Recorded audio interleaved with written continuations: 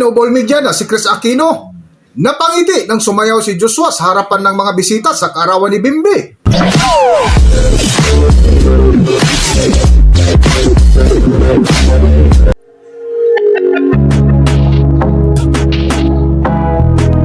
Welcome back to Philippine Celebrity Broadcast.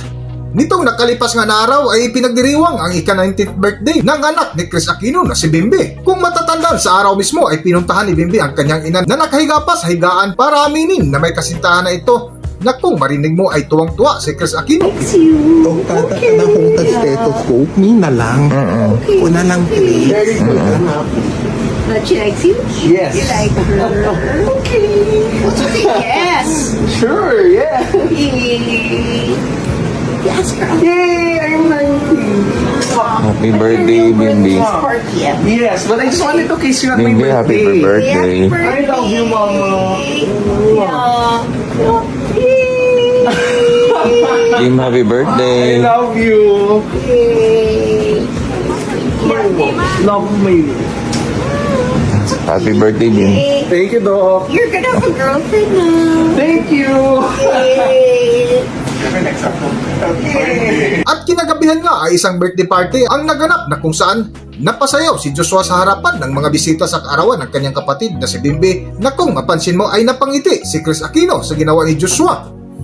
Para sa buong kwento, narito ating panoorin ang video.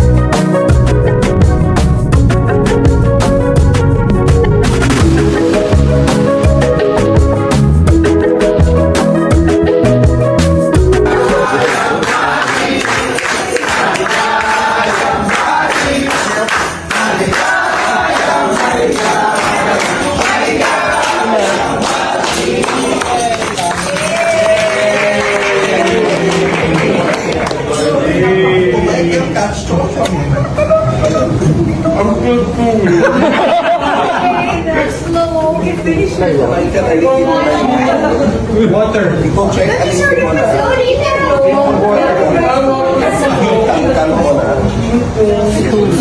Gusto mo dun tayo?